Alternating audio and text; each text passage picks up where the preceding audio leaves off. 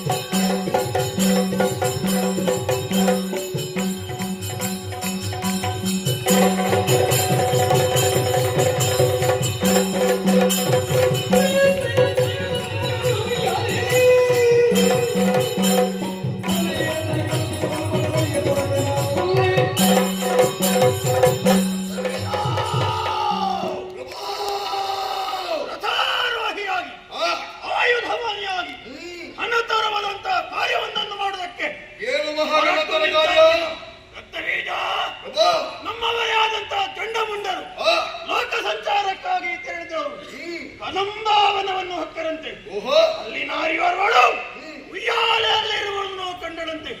ಅವಳ ಬಗ್ಗೆ ಕೇಳಿದಿಡಿದಾಕ್ಷಣ ಅವಳನ್ನು ಮದುವೆಯಾಗಬೇಕು ಎಂಬುದಾಗಿ ತೀರ್ಮಾನಿಸಿ ನಮ್ಮವನೇ ಆದಿ ಅಂತ ಸುಗ್ರೀವನನ್ನು ಕಳುಹಿಸಿಕೊಟ್ಟೆ ಸಂಧಾನಕ್ಕಾಗಿ. ಸುಗ್ರೀವನ ಸಂತಾನ ಫಲಿಸಿದೆ ಪ್ರಭು. ಇಲ್ಲ, ಮತ್ತೆ ಸಂಧಾನವನ್ನು ಕೊರೆದಳಂತೆ. ಸಂಗ್ರಾಮವೇ ಬದ್ಧ ಎಂಬುದಾಗಿ ತಿಳಿಸಿದಳು. ನೀನೇ ಅವರ ನಿರ್ಣಯವನ್ನು ಕೈಗೊಂಡೆ. ಅದಕ್ಕಾಗಿ ದುರಪರಾಕ್ರಮಿಯಾದಂತ ಧೂಮ್ರಾಕ್ಷನನ್ನು ಕಳಿಸಿಕೊಟ್ಟೆ ಎಳೆದು ತರುವುದಕ್ಕಾಗಿ. ಎಳೆದು ತಂದನೆ ಧೂಮ್ರಾಕ್ಷ. ಕೇವಲ ಹೂಂಕಾರ ಮಾತ್ರದಿಂದಲೇ ಧೂಮ್ರಾಕ್ಷನನ್ನು ಧೂಮ್ರಾಕ್ಷನನ್ನು ಸುಟ್ಟೂರಿದಳೆ. ಅಲ್ಲಿಗೆ ನಿನ್ನ ಪ್ರಯತ್ನ ಮುಂದುವರಿಯಿತು, ಅಲ್ಲ ಅರ್ಥದಲ್ಲಿ ನಿಂತು ಹೋಯ್ತಾ? ಅಮ್ಮವರೇ ಆದಂತ ಗಂಡು ಗಡಿಗಳ ಅಂತ ಚಂಡಮುಂಡರನ್ನು ಕಳಿಸಿಕೊಟ್ಟೆ. ಏನಾದರೂ ಸಾಧಿಸಿದರೆ ಪ್ರಭು? ಏನಿಲ್ಲ. ಮತ್ತೆ ಚಂಡಮುಂಡರ ಶಿರವನ್ನು ಪ್ರಭು, ಚಂಡಮುಂಡರು ಅಡಿದು ಹೋದರೆ ನಮ್ಮ ಪಾಲಿಗೆ ಚಂಡಮುಂಡರು ಇಲ್ಲವಾದ್ರೆ ದೊರೆಯೇ ಮುಂದಿನ ಯೋಚನೆ. ಹಾಗಾಗಿ ರಥಾರೂಢನಾಗಿ ಆಯುಧ ಬಾನಿಯಾಗಿ ನಾನೇ ಹೊರಟಿದ್ದೆ. ಒಂದಾರ ಮಾತಿಗೆ ಅವಕಾಶವೇ? ಓ ಧನುಜೇಶ, ಧನುಜೇಶ ಕೇಳಿನ ಮಾತ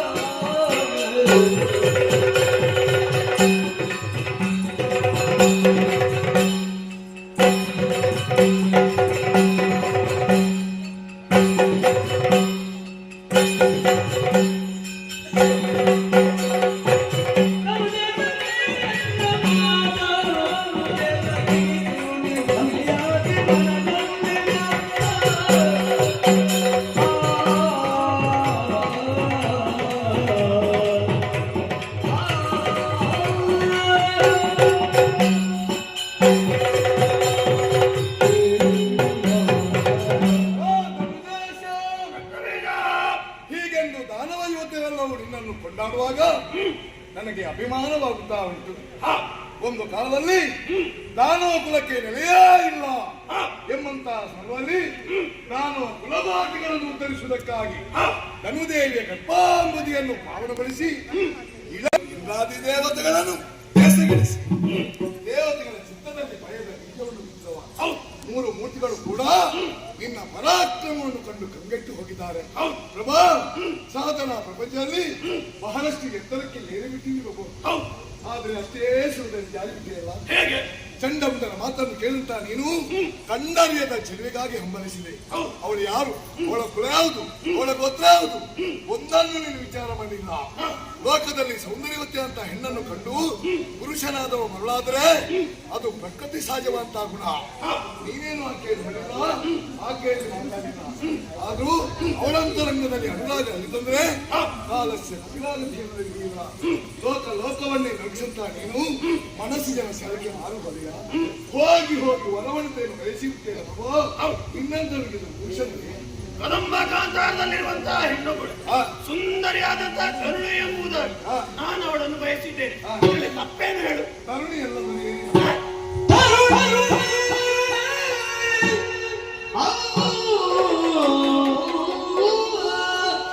ಅವಳ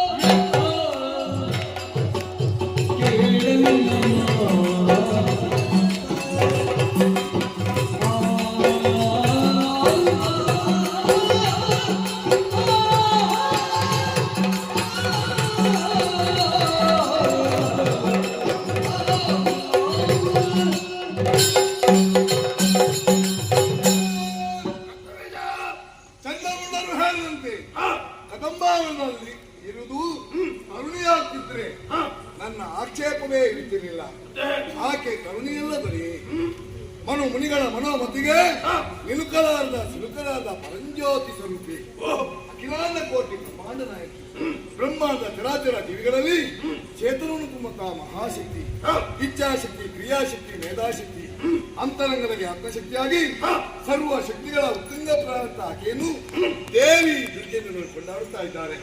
ಅಣುರೇಣು ಜಂಗಮಾದಿಗಳಲ್ಲಿ ಐಕ್ಯರಾದಂತಹ ಮಹಾಮಾತೆ ಹೂವಲ್ಲಿ ಗಂಧವಾಗಿ ಹಣ್ಣಲ್ಲಿ ರಸವಾಗಿ ಲೋಕಮುಖದಲ್ಲಿ ವ್ಯಕ್ತವಾಗ್ತಾ ಇದ್ದಾರೆ.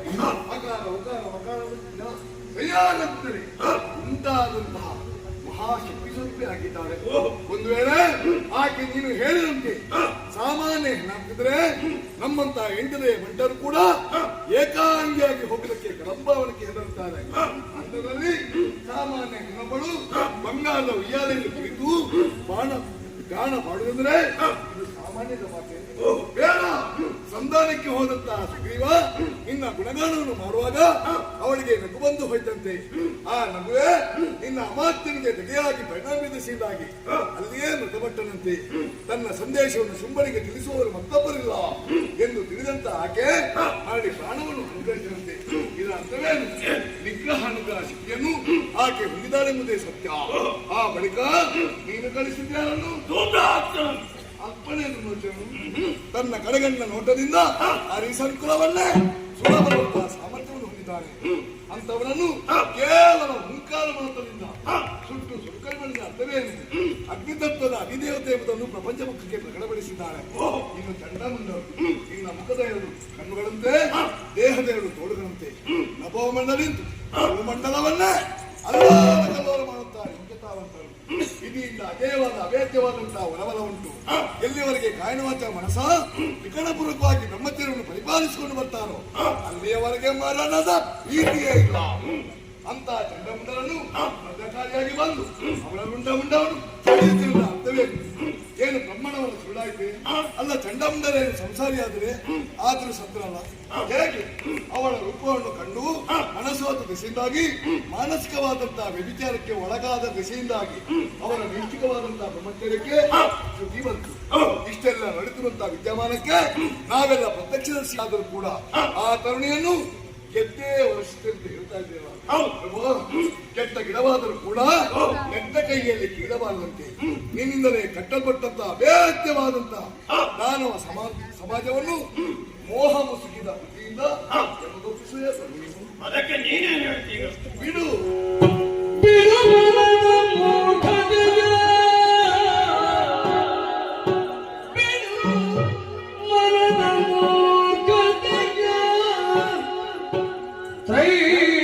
ಜಗದೊಡಗೆ ಚರಣಗೆ ಭಕ್ತಿಯಿಂದಲೇ ಒಡಮಡುತ್ತ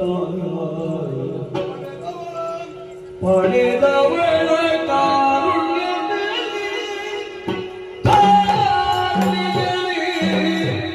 ಜಡಜ ಪೀಠನ ಬರಲು ಪಡೆದು ಸಕಲನ್ನು ಮಾಡುವುದೆಂಬುದೇ ನುಡಿಗೆ ನೀತಿಯ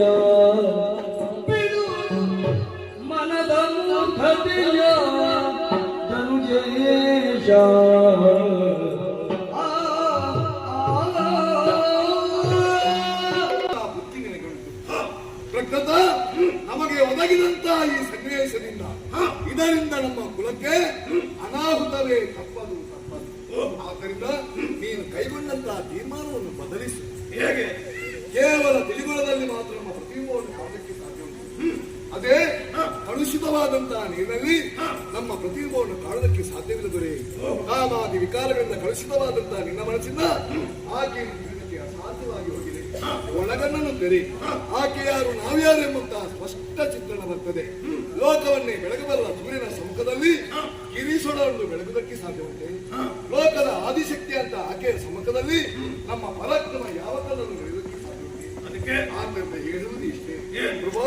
ಮರಳಿನ ಮೇಲೆ ಮರದ ನೆರಳನ್ನು ಬಿದ್ದಾಗ ದೂರದಲ್ಲಿರುವಂತಹ ಪ್ರಾಣಿಗಳಿಗೆಲ್ಲ ಅದು ನೀರಿನಂತೆ ಭಾಸವಾಗ್ತದೆ. ನೀರನ್ನು ಕುಡಿಯಲು ಹೋದರೆ ಅಲ್ಲಿ ನೀರು ಇರುವುದಿಲ್ಲ, ಕೇವಲ ಮರೀಚಿಕೆ ಮಾತ್ರ. ಆಕೆ ಹೆಣ್ಣೆಂಬುದು ಕೇವಲ ಮರೀಚಿಕೆ. ಒಮ್ಮೆ ಬೆಂಕಿಯಾಗಿ ಮತ್ತೊಮ್ಮೆ ಭದ್ರಕಾಳಿಯಾಗಿ ಕಾಣುವಂತಹ ಆಕೆ ನಿಜವಾದ ಭೂಮಿಯಲ್ಲ. ಆದ್ದರಿಂದ ಬ್ರಹ್ಮ ದೇವನು ಕೊಟ್ಟ ವರದ ನೆಲದಲ್ಲಿ ಮುಂದಿನ್ನು ಬದುಕಬೇಕೆಂಬ ಆಸೆ ಇದ್ರೆ ಆಕೆ ಪ್ರಭು,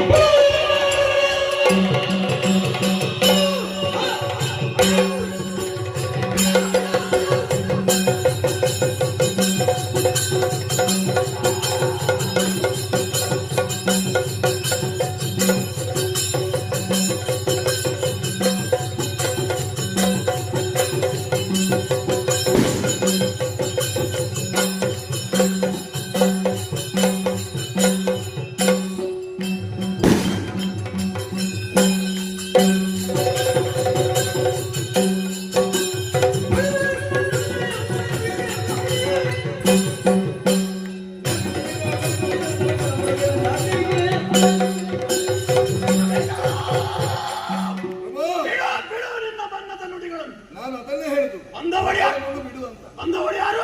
ಆ. ಆದಿಮಾರಿ, ಹೌದು. ಮೂರು ಲೋಕದ ಒಡತಿ, ಆದಿಶಕ್ತಿ. ಆದಿಶಕ್ತಿ, ಹೌದು. ಪರಾಶಕ್ತಿ. ಹಾ ಎಂಬುದಾಗಿ ನನ್ನಲ್ಲಿ ಅವಳ ಬಗ್ಗೆ ಹೇಳ್ತಾ ಇದ್ದೀಳ. ಹೌದು. ಚಂಡಮಂದರು ಹೇಳಿದಾಗ ಅವಳ ಬಗ್ಗೆ ಎಲ್ಲವನ್ನು ಕೇಳಿದಿಡಲು ನೀನು. ಹಾ. ಒಂದು ಅವಳ ಜೊತೆಯಲ್ಲಿ ಕಾಡಿಯ ಬಾರಸಗಿ ಅವಳನ್ನು ಕರೆತಂದು ಮದುವೆ ಆಗಬೇಕು ಎಂಬುದಾಗಿ ತೀರ್ಮಾನಿಸಿದ್ದೀನಿ. ನಿನಗೆ ಬದುಕಬೇಕು ಅಂತ ಆಸೆ ಇದ್ರೆ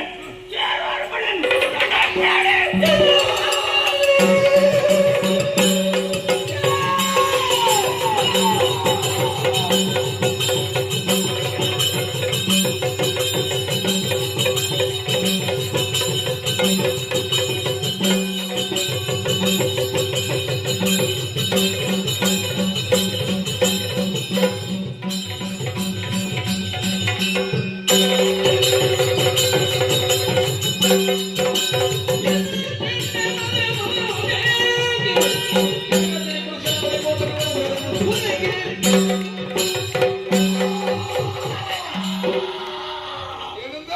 ರಣ ಹೇಳಿ ನಡೆ ನಡೆ. ದೇವು ಮೆಚ್ಚಿದ ಕಾಗೆಗೆ ಮಾವು ಮೆಚ್ಚದು.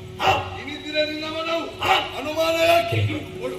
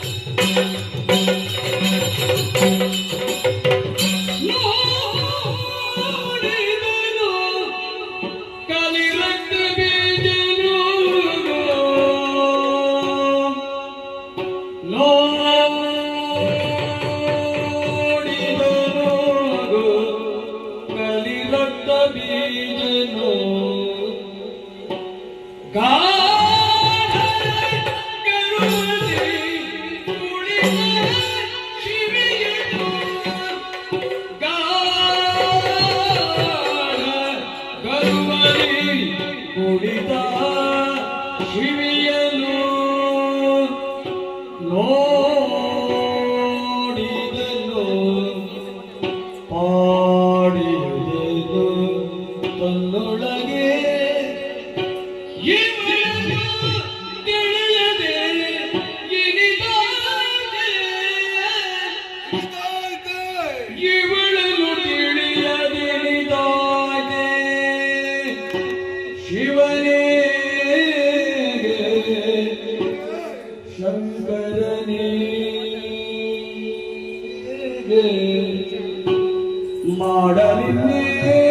ಮಾಡಲಿನ್ನೇನದ ಅನದ.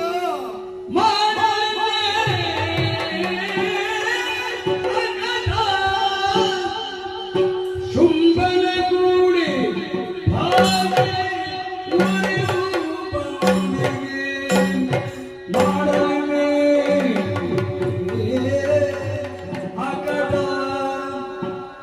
ಶುಂಭನ ಕೂಡೆ ಭಾಷೆ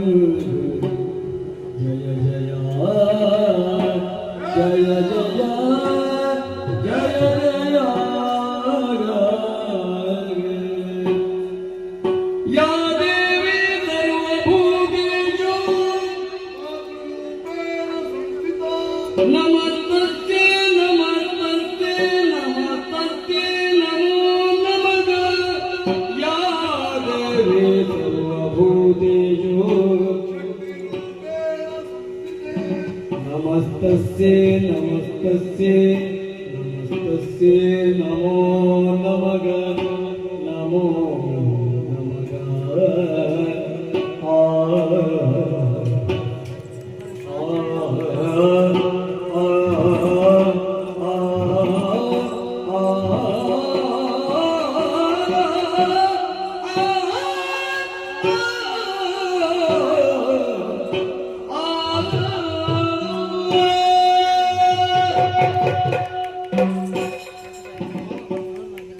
ಏನು ವಿಚಿತ್ರವಿದು?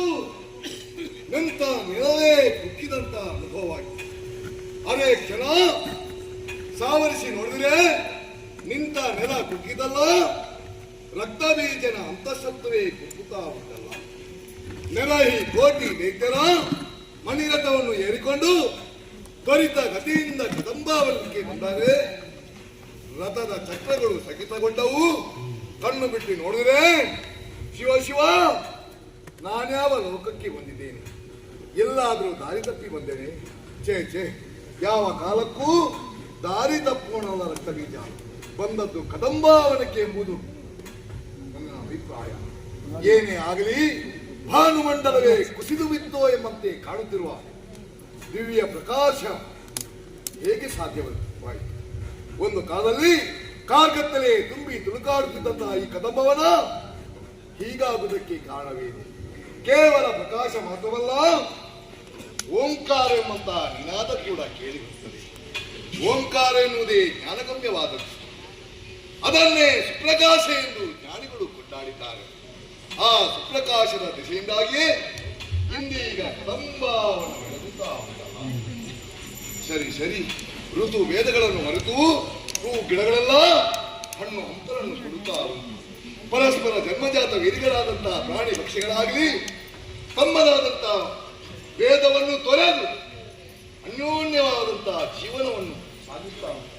ಹಾಗಾದ್ರೆ ಈ ಪರಿಸರದಲ್ಲಿ ಬದಲಾವಣೆ ಆಗಿದೆ ಎಂದರೆ ಅರ್ಥವೇನು? ಓಹೋ, ಪ್ರಪಂಚದ 24 ತತ್ವಗಳಿಗೂ ಅಧಿದೇವತೆಯಾದಂತಹ ಓಂಕಾರ ಸ್ವರೂಪಿಯ ಸಂವಿಧಾನ ಇಲ್ಲಿ. ಆ ದಿಶೆಯಿಂದಾಗಿಯೇ ಇಷ್ಟೆಲ್ಲ ಪರಿವರ್ತನೆ ಆಗುವುದಕ್ಕೆ ಸಾಧ್ಯ ಉಂಟು. ಹಾಗಾಗಿ ಪ್ರಕಾಶದ ಮೂಲೆಯಲ್ಲಿ ಪಥವನ್ನು ಉತ್ತರಿಸ್ತಾ ಮುಂದೆ ಬಂದಾಗ ದಿವ್ಯವಾದಂತಹ ಪ್ರಭೆ ನನ್ನ ಕಣ್ಣಿಗೆ ಕಾಣಿಸಿತು. ಏಕಕಾಲದಲ್ಲಿ ಕೋಟಿ ಸೂರ್ಯರು ಉದಯಿತರು ಎಂಬಂತೆ ಕಾಣುತ್ತಿರುವಂತಹ ದಿವ್ಯವಾದಂತಹ ಪ್ರಭೆ, ಕಂಡವರ ಕಣ್ಣಿನ ಕಲ್ಮಶವನ್ನು ಕಳೆವ, ಜನ್ಮ ಜನ್ಮಾಂತರದ ಪಾಪವನ್ನು ತೊಳೆವಲ್ಲ ಈ ಭವ್ಯ ಮೂರ್ತಿ ನನ್ನ ಕಣ್ಣ ಮುಂಭಾಗದಲ್ಲಿ ನಿಂತಿರುತ್ತಾ ಉಂಟು. ಆಕಾಶದಿಂದ ಬಿಟ್ಟಂತಹ ಬಂಗಾರದ ಉಯ್ಯಾಲೆಗೆ ಚತುರ್ವೇದ ಎಂಬಂತಹ ಸಂಕೋಲೆಯನ್ನು ಬಿಗಿದು ಅಂಬರದಿಂದ ಕುಂಬಿನಿಗೂ ಕುಂಬಿನಿಯಿಂದ ಅಂಬರಕ್ಕೂ ಆರೋಹಣ ಅವರಣಕ್ಕೆ ಸರಿಯಾಗಿ ತೂಗುತ್ತಾ ಇದ್ದಾಳೆ ಎಂಬಂತಹ ಅಪಯದ ವಾಕ್ಯವನ್ನು ತಗೊಂಡಿದೆ. ಏನು ಗಾಢ ಗರ್ವದಿಂದ ಕುಳಿತುಕೊಂಡಿದ್ದಾಳೆ. ಲೋಕದ ತಾಯಿಯಾದಂತಹ ಈಕೆಗೆ ಗಾಢ ಗರ್ವ ಎಂಬುದು ಭೂಷಣವೆಂದು ಯೋಚನೆ ಮಾಡಿದರೆ ಖಂಡಿತ ಅಲ್ಲ.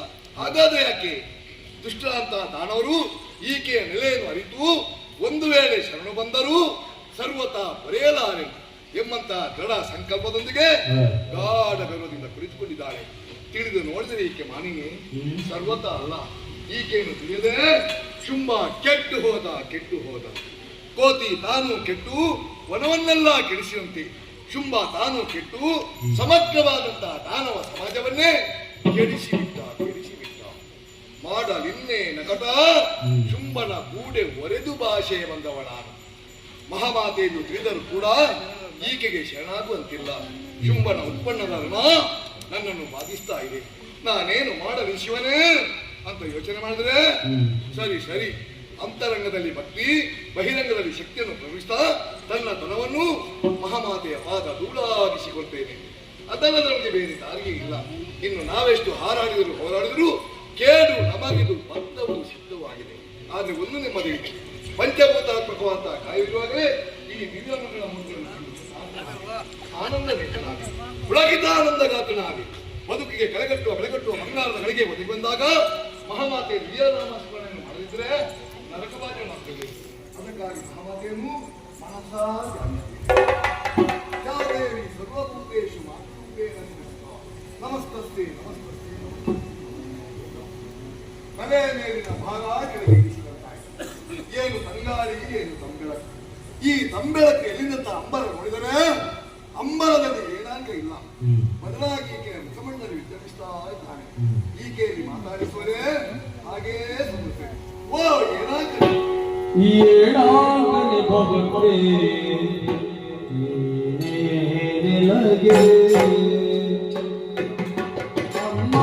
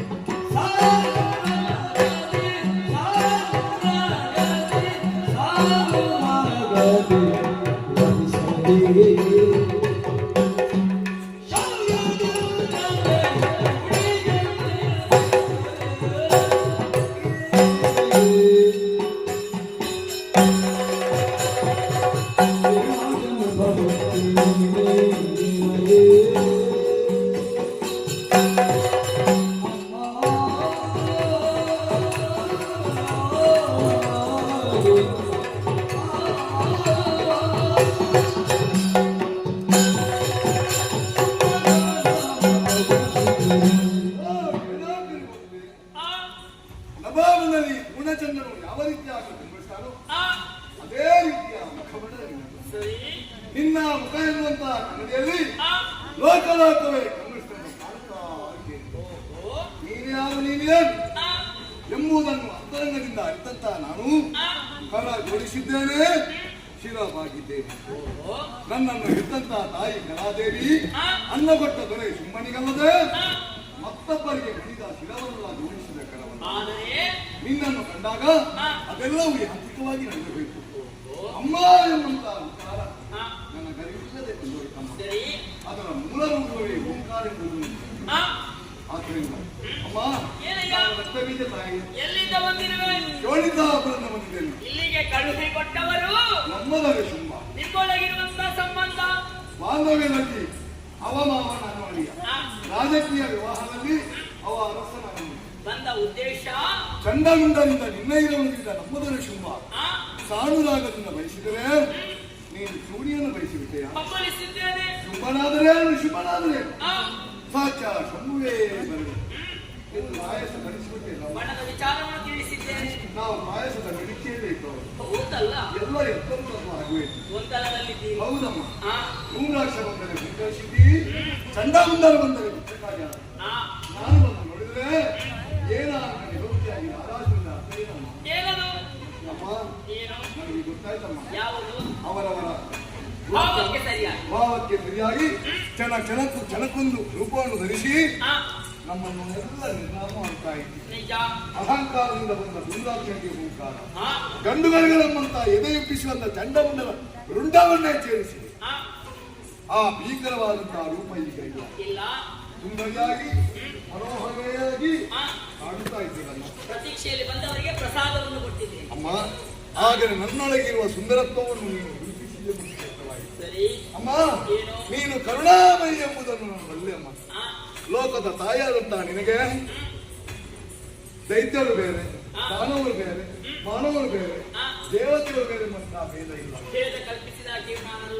ಆದರೆ ಈ ಕಾಲಕ್ಕೆ ಯಾಕೆ ಹೀಗಾಯ್ತು ಗೊತ್ತಾಗುವುದಿಲ್ಲ. ಕೇವಲ ಸುಲಭ ಪಕ್ಷಪಾತಿಯಾಗಿ ಏಕಪಕ್ಷೀಯವಾದಂತಹ ವಾದವನ್ನೇ ಮಂಡಿಸುತ್ತಾ ದಾನವನಾದಂತಹ ನಮ್ಮವನ್ನೆಲ್ಲ ಕಡಿದು ಗೆದ್ದಿದೆ ಅಮ್ಮ.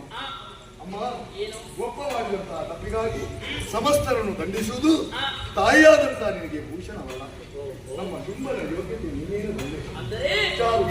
ಗೋಳದಲ್ಲಿ ತನ್ನದೇ ಆದಂತಹ ಅಧಿಕಾರ ಉಂಟು, ನಕ್ಷತ್ರಗಳಲ್ಲಿ ವಾಸ ಉಂಟು, ದೇವತೆಗಳ ಮುಖ್ಯದ ವಿಭೋಜನ ಉಂಟು, ಪರಶಿವನ ಸರಿಮಂಚದಲ್ಲಿ ವಾಸವನ ಸಮಗತ್ತಿಗೆಯಲ್ಲಿ ಸರಸಿಜೋತ್ವವನ್ನು ತೊಡಿಸುವಂಕಿನಲ್ಲಿ ಕುಳಿತುಕೊಳ್ಳುವಂತಹ ಎಲ್ಲ ಅರ್ಹತೆ ಉಂಟು. ಆದ್ರೆ ಏನು ಮಾಡುವುದು, ಅವನಲ್ಲಿ ಬೆಳೆದಂತಹ ಕಾಮ ಅವನನ್ನು ಕೂಡ ಅಮ್ಮ ಈ ಕದಂಬವಳಿಕೆ ಬಂದವರಿಗೆಲ್ಲ ನೀನು ಸತ್ಯದರ್ಶನವನ್ನು ಮಾಡಿದೆ. ನಮ್ಮೊಡೆ ಶುಂಭನಿಗೂ ಕೂಡ ನಿನ್ನ ಸತ್ಯದರ್ಶನ ಆಗಬೇಕು. ಅದಕ್ಕಾಗಿ ತಂದಿದ್ದೇನೆ ಬಂಗಾರದ ಪಲ್ಲಕ್ಕಿ. ಆ ಬಂಗಾರದ ಉಯ್ಯಾಲೆಯಿಂದ ಇಳಿಯಮ್ಮ. ಯಾಕಂದ್ರೆ ನಾನು ಕೊಡ್ತೇನೆ, ಭಜನೆ ನಮ್ಮವರು ಮಾಡ್ತಾರೆ, ಮಂದಿರ ಶೋಭಿತಾ ಹಾಗಾದರೂ ನಿನ್ನ ನಿಜ ವ್ಯಕ್ತಿತ್ವವನ್ನು ಕಂಡಂತಹ ತುಂಬಾ ಪ್ರಾಮಾಣಿಕವಾಗಿ ಅವ ಯಾವೆಂಬುದು ನಮಗೆ ತಿಳಿಯಬಹುದು. ಸತ್ಯದರ್ಶನವಾದ ಬಳಿಕ ನಿನ್ನ ಶರಣಾಗ್ತಾನೆ. ಆದ್ದರಿಂದ ಉಳಿದುವ ನಲಿದುವ ಉಳಿದುವ ಅಮ್ಮ ಭಕ್ತಿಯ ಪಾರಮ್ಯವೇ ಹರಿಸ್ತಾ ಇದೆಯಲ್ಲ, ಈ ಮೊದಲ ಬಂದವರಿಗಿಂತ ಭಿನ್ನವಾಗಿ ನವೀನಿಸುತ್ತಾ ಇದೆಯಲ್ಲ. ನನ್ನ ಜನ್ಮವೇ ಸಾರ್ಥಕವಾಯ್ತಮ್ಮ. ಆದರೆ ನಿನ್ನನ್ನು ಹುಂಬ ಎಂಬುದಾಗಿ ಕರೆಯಲೆ, ಪ್ರಾಜ್ಞ ಎಂಬುದಾಗಿ ಗುರುತಿಸಲೆ, ನಿನ್ನ ಭಕ್ತನಾದವ ಯಾವ ಕಾಲದಲ್ಲೂ ಹುಂಬನಾಗುತ್ತಿಗೆ ನುಡಿಗೆ ಸಾಧ್ಯ ತಪ್ಪಿದವ ಎಂಬುದಾಗಿ ನಿನ್ನ ನಡೆಯಿಂದಲೇ ಸ್ಪಷ್ಟಪಡಿಸಿದೆಯಲ್ಲ. ಅಯೋಮಯವಾದಂತಹ ಸ್ಥಿತಿಯಾಯ್ತಲ್ಲ ನನಗೆ. ಕರೆ ತರುತ್ತೇನೆ, ಹೌದು. ಇಲ್ಲವಾಗಲೇ ಶಿರ ಒಪ್ಪಿಸ್ತೇನೆ. ನಿನ್ನೊಡೆಯನಿಗೆ ಆಡಿದಂತ ವಚನ ವಾಗ್ದಾನ ನನಗುಂಟು. ನನ್ನನ್ನು ನೋಡಿದ ಬಳಿಕ ನಿನ್ನದಾದಂತ ಧೈರ್ಯ ಸ್ಥೈರ್ಯ ಮಾಯವಾಯಿತೆ. ಇಲ್ಲಮ್ಮ, ನಿನ್ನ ಭಕ್ತಿಯ ಪಾರಮ್ಯದಲ್ಲಿ ಮುಳುಗಿ ಹೋಗಿದೆ. ಪೂಜಾ ಶೌರ್ಯ ಕುಂದಿ ಹೋಗಿದೆ. ನನ್ನವರನ್ನು ಕಳೆಸಿಕೊಂಡು ನನ್ನಿಂದಲೇ ಕಾಲಿಟ್ಟು ಅರಮನೆಯಲ್ಲಿರುವ ನಿನ್ನೊಡೆಯರನ್ನು ಹೇಳಿ ಅವರನ್ನು ಹೊಗಳಿದ್ರೆ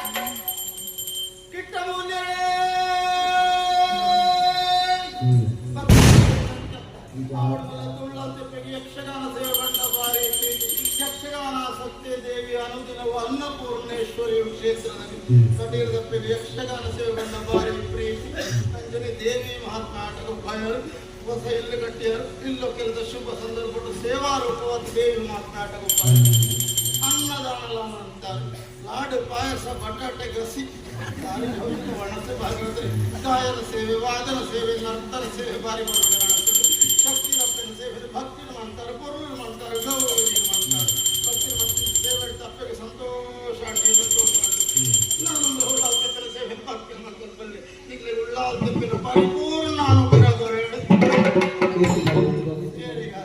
ಪಾರಿಪೂರ್ಣದ ಸೇವೆ ಕೊರಿಯರ ಉಳ್ಳಾಲ್ತೆಪ್ಪಿಗೆ ನಿಗ್ಲೆಗಿಲ್ಲ ಉಳ್ಳಾಲ್ತೆಪ್ಪಿನ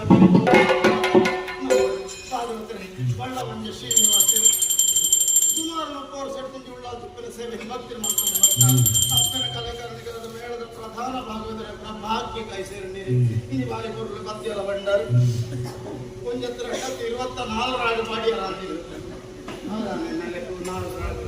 ಮಲ್ಲಕ್ಕೆ ಕೆಲವರು ಒಂದೇ ಲೆಕ್ಕ ಕೊಂಡದ್ದು ಲೆಕ್ಕ ಹೋಗುದಿಪ್ಪು ಉಳ್ಳಾಲ್ತೆಪ್ಪಿನ ಸೇವೆ ಭಕ್ತಿ ಮಾಡ್ಕೊಂಡು ಈರಗಡ್ಡೆ ಆರೋಗ್ಯ ಈರಗಡ್ಡೆ ಸ್ವರ ಬರುತ್ತದೆ ಈರಗಡ್ಡೆ ಪದ್ಯ ಬಂದು ಬಳ್ಳವಂಜ ಶ್ರೀನಿವಾಸ ಪದ್ಯ ಭಾರಿ ಎಡ್ಡೆಗೆಂದು ಮತ್ತೆ ಪ್ರಸಾದ ಕೊಡ್ತೀವಿ ಸಿಂಗಾರಾವ ಸೇವಂತಿಗಾವ ಮಲ್ಲಿಗಾವ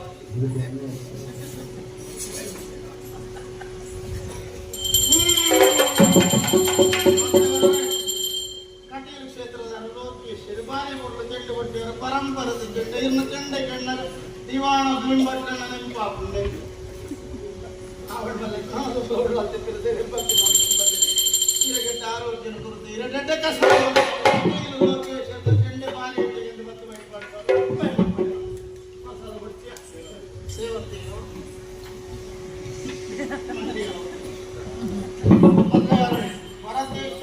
ಕಾಟಿ ಪಳ್ಳ ದರ್ಬಾರಿ ಬರಲು ಮದ್ದಳೆ ಕೊಟ್ಟಿಯರು ಇವ್ರನ್ನ ಮದ್ದಳೆ ಗಣ್ಣಗ ಚಿಪ್ಪಾರು ಕೃಷ್ಣಯ್ಯ ಬಲ್ಲಾಡ ಪಾಪದ ಕೈ ಕನ್ನಡೊಂದು ಪಾತ್ರೆ ಉಂಟು ಭಗವಂತ ಬೆಳೆಯ ಸಿರಿಯನ್ನು ಮೊಳಕೆಯಲ್ಲೇ ಕಾಣು ಎಂಬಂತೆ ಉದಯೋನ್ಮುಖ ಕಲಾವಿದರು ಭರತೆ ಶೆಟ್ಟಿಗೆ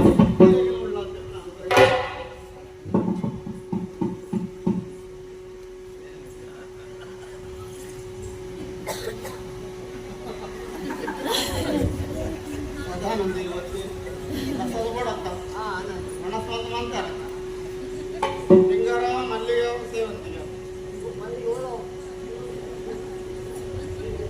ಕಾಳ ಮಾಡಿ ರಸ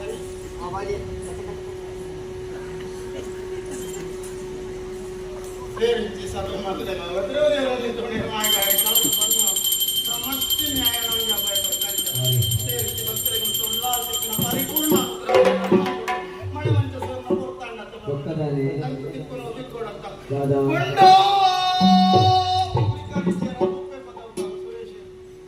ನೇರ ಪ್ರಸಾರ ಅಂತಂದು ಭಾಗವಂತನೇ ಅರೆಲ್ಲ ಉಳ್ಳಾಲ್ತೆಪ್ಪಿನ ಅನುಗ್ರಹದ ಹೇಳಿ ಮುಂಡಾಸಘಟ್ಟದ ಭಾರಿ ಪ್ರಾಮುಖ್ಯ ಪ್ರಸಾದ ಕೊಡ್ತೀಯ ಮೋನೆ ತುಂಬ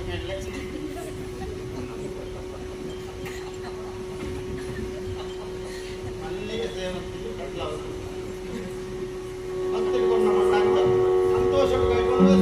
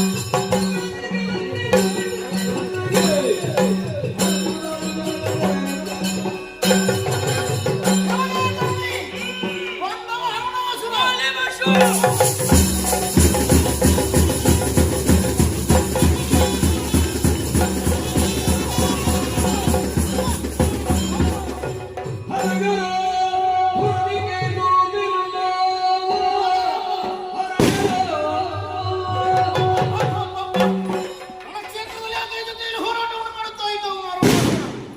ಆದರೆ ಅವರ ಭಯಂಕರವಾದಂತಹ ರೂಪ ಅದನ್ನು ಕಂಡ ಕ್ಷಣವೇ ರಣಕ್ಷೇತ್ರದಲ್ಲಿ ಓಡಿ ಹೋದವರು ನಾನು. ಒಂದಲ್ಲ ಒಂದು ದಿನ ಅವರಿಗೆ ಸರಿಯಾದ ಶಿಕ್ಷೆಯನ್ನು ಕೊಡಲೇಬೇಕೆಂಬುದಾಗಿ ಈ ಕ್ಷಣವೇ ನೇರವಾಗಿ ಗುರುಗಳ ಬಳಿಗೆ ಹೋದ.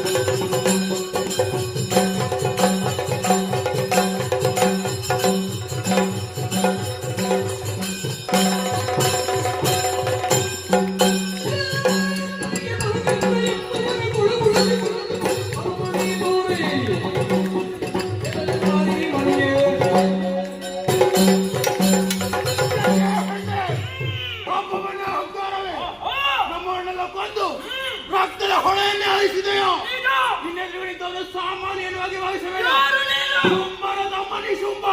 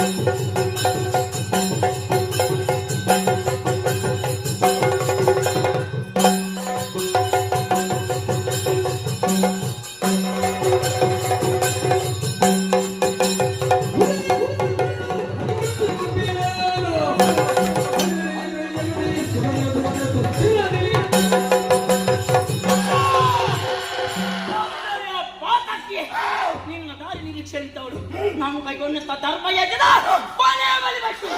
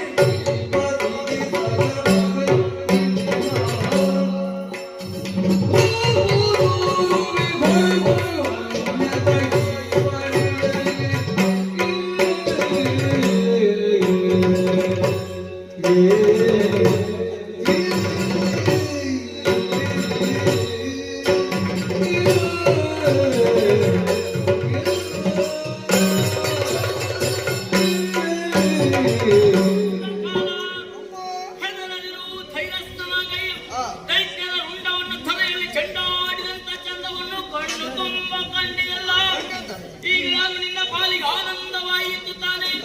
ಇದುವೇ ನನ್ನ ಲೀಲೆ, ಇದುವೇ ನನ್ನ ಮಹಾತ್ಮೆ, ಇದುವೇ ದೇವಿ ಮಹಾತ್ಮೆ.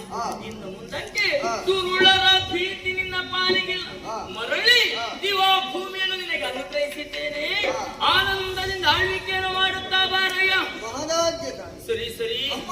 ಏನಯ್ಯ? ಇಷ್ಟರವರೆಗೆ ಅನೇಕ ರೀತಿಗಳಲ್ಲಿ ನಿಮ್ಮನ್ನು ಭಜಿಸಿದ್ದೇವೆ, ಮೆಚ್ಚಿಸಿದ್ದೇವೆ. ನಿಜ ನಿಜ. ಮುಂದೊಂದು ದಿನದಲ್ಲಿ ಬಲಿಷ್ಠರು ಹುಟ್ಟಿ ನಮಗೆ ಕಷ್ಟ ಅಂತ ಕೊಟ್ಟರೆ ಕಾಣುವ ಬಗೆ ಮುಂಬರುವ ದ್ವಾಪರಾಯುಗದಲ್ಲಿ ಶ್ರೀಪತಿಗೆ ಭಗಿನಿಯಾಗಿ ಮಾಯೆ ಎನ್ನುವ ಹೆಸರಿನಿಂದ ಅಂಬರದಲ್ಲಿ ಮುಹೂರ್ತ ಮಾತ್ರ ಗೋಚರಿಸುವುದಕ್ಕಿದ್ದೇನೆ. ಅಷ್ಟೆಲ್ಲ ರಣಕ್ಷೇತ್ರದಿಂದ ತಲೆಮರೆಸಿದ್ದವನು ಮತ್ತೊಮ್ಮೆ ಆವಿರ್ಭವಿಸುವುದಕ್ಕೂ ಇದ್ದೇನೆ. ಅಲ್ಲಿಯವರೆಗೆ ಅರ್ಚಿಸಿ ಮೆಚ್ಚಿಸಿ ಪೂಜಿಸಿಕೊಂಡು ಬಂದಿರಿ. ಇನ್ನು ಮುಂದಕ್ಕೆ ತ್ರಿಪುರಾಂಬಿಕೆಯಾಗಿ ಮಣಿ ದೀಪವನ್ನು ಸೇರುವಲ್ಲಿದ್ದೇನೆ. ನಿಮಗೆಲ್ಲರಿಗೂ ಶುಭವಾಗಲಿ. ನಾನೀಗ ಅದೃಶ್ಯನಾಗುತ್ತೇನೆ, ಅದೃಶ್ಯನಾಗುತ್ತೇನೆ, ಅದೃಶ್ಯನಾಗುತ್ತೇನೆ.